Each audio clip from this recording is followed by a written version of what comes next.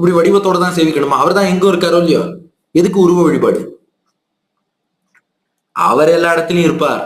ஆனா நான் அவரை வழிபடணும், பர்சீவ் பண்ணி கான்சென்ட்ரேட் பண்ணி கன்சீவ் பண்ணி வழிபடணும்னா அதுக்கு கான்கிரீட்டாக உருவம் வேண்டும். அந்த உருவத்தையும் அவனே எடுத்துட்டு இருக்கான். இது ஒண்ணும் கற்பனை கிடையாது. பகவானுக்குன்னு ஒரு திருமேனி உண்டு. அந்த திருமேனியில தான் நாம கன்சீவ் பண்ண முடியும். எங்கும் நிறைந்தவர்னா என்னன்னு சொல்லி நாம ரிஃப்ளெக்ட் பண்றது. சில பேர் என்ன பண்ணுவா, உருவமே இல்லாம தியானம் பண்றேன்னு சுவர்ல ஒரு புள்ளியை வச்சுட்டு நாங்க புள்ளியே தியானம் பண்றோம், உருவம் இல்லாத தியானம் பா.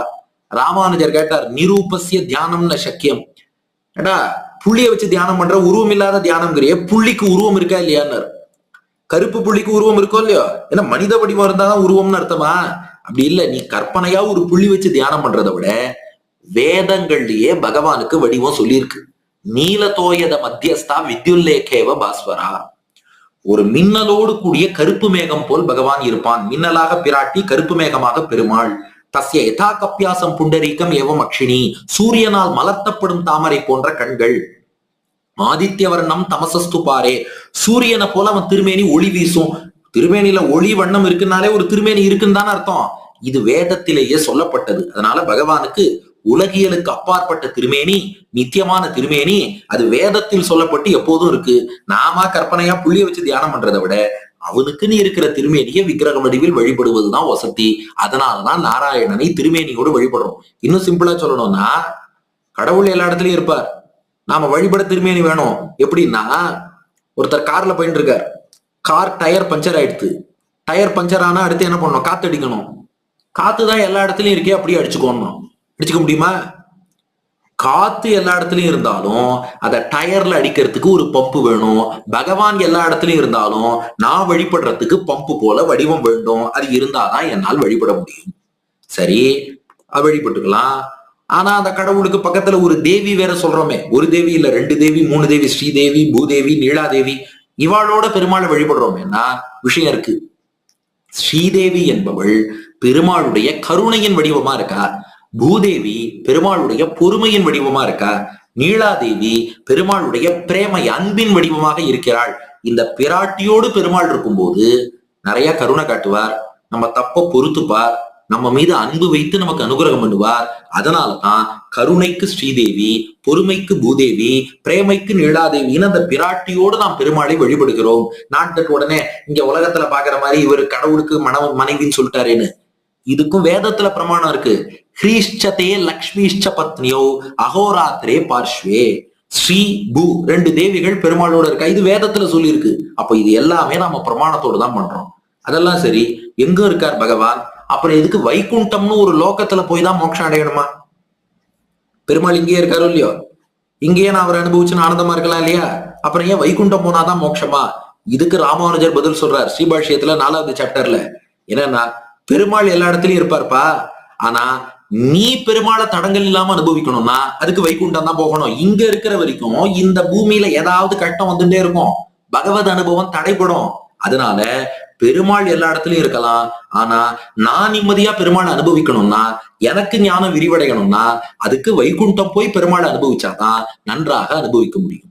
அப்போ இவ்வளவு தூரம் தெளிவா நாராயணன் இருக்கு, பிராட்டியோடு அவரை தான் வழிபடணும்னு இருக்கு. அப்போ உலகத்துல எல்லாரும் அவரையே வழிபடலாமே. ஏன் பல பல தெய்வங்கள் இன்னைக்கு உலகத்துல பாக்குறோம் இல்லையா? எத்தனை மதங்கள் இருக்கு, எத்தனை வழிபாடுகள் இருக்கு.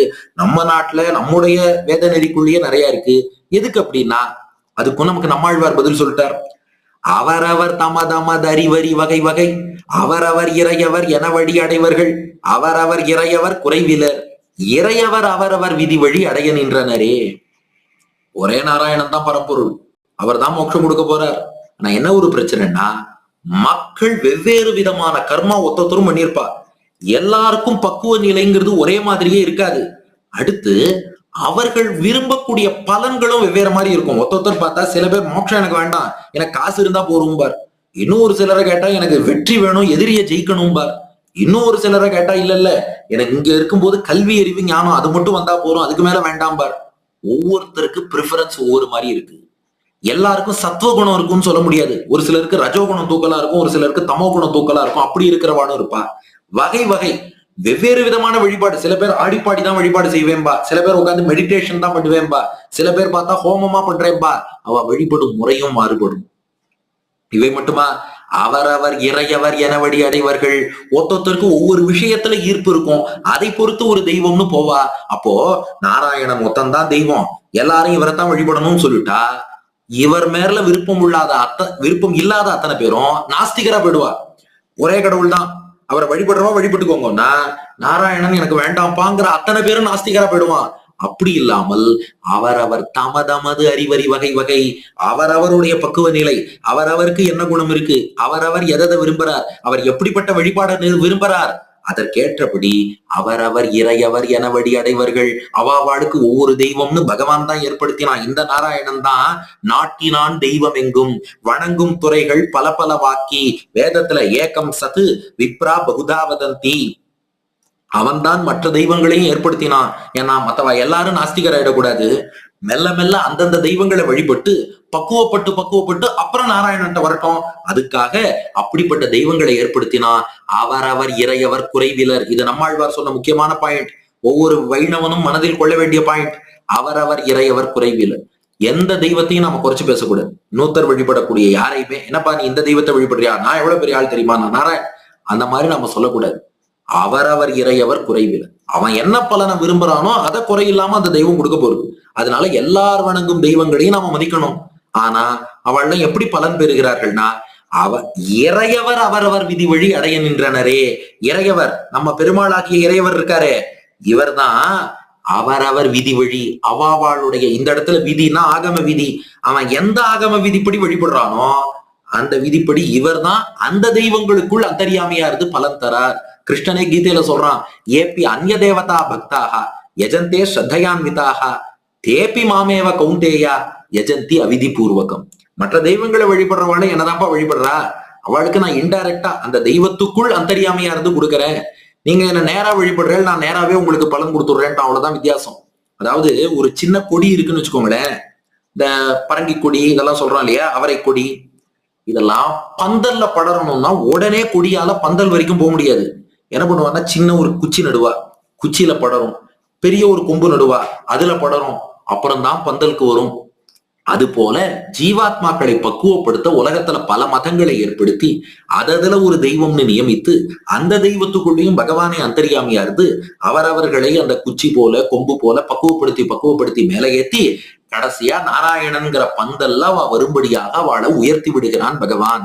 அப்போ இதுல ரகசியம் என்னன்னா, இன்னைக்கு நாம நேரா பகவானை ஸ்ரீமன் நாராயணனாகவே வழிபடும் பாக்கியத்தை பெற்றுக்கோன்னா, இன்னொரு தெய்வம் அவருக்குள்ள அந்தரியாமையா பகவான் இருப்பார், அது தெரிஞ்சோ தெரியாமலோ எங்கோ வழிபாடுன்னு இல்லாமல் பெருமாளை வழிபடக்கூடிய பாக்கியம் கிடைச்சிருக்குன்னா நாம பெருமாளை சூஸ் பண்ணல, பெருமாள் தான் நம்மளை சூஸ் பண்ணியிருக்காரு. சரி, இவர்கள் பக்குவப்பட்டு வந்திருக்கா, இவர்களுக்கு நம்மை நேராக வழிபடும் பாக்கியத்தை கொடுப்போம்னு. Not that we chose Lord Sriman Narayana, Lord Sriman Narayana has chosen us. நாம ராமானுஜரை சூஸ் பண்ணல, ராமானுஜர் நம்மள சூஸ் பண்ணியிருக்கா. அதனால அவனை வழிபடக்கூடிய பாக்கியம் நம்ம கிடைச்சிருக்கு. அதுக்காக யாரையுமே எழுந்து பேசக்கூடாது, குறைச்சு சொல்லக்கூடாது. அவாவா மெச்சூரிட்டிக்கு அது தேவை. இப்போ எல்கேஜி பையன் எல்கேஜி சிலபஸ் தான் படிக்கணும், 5th ஸ்டாண்டர்ட் பையன் 5th ஸ்டாண்டர்ட் சிலபஸ் தான் படிக்கணும், பிஹெச்டி படிக்கிறவன் பிஹெச்டி சிலபஸ் தான் படிக்கணும். இவன் போய் அவனை குழப்பக்கூடாது, அவன் போய் இவனை குழப்பக்கூடாது. அவாவா அந்தந்த ஸ்கூல்ல அந்த சிலபஸ் படிக்கணும். அது போல நமக்கு இந்த உயர்ந்த ஸ்கூல் ஆஃப் தாட் ராமானுஜ சம்பிரதாயம் கிடைச்சது, ஸ்ரீமன் நாராயணன் கிடைச்சாங்கிறது அவன் அருளால் அவன் நம்மை தேர்ந்தெடுத்திருக்கிறான். ஆக நமக்கு வேதத்துல பேக்கிங் இருக்கு, தெளிந்த பிரமாணம் இருக்கு, நாராயணனே பரப்பொருள்னு வேதத்துல தெளிவாக இருப்பதாலே அதன் அடிப்படையில் அதுலயும் பிராட்டியோடு வழிபடணுங்கிறதும் வேதத்தில் இருப்பதாலே பிராட்டியோடு கூடிய பெருமாள்னு வழிபடுறோம்.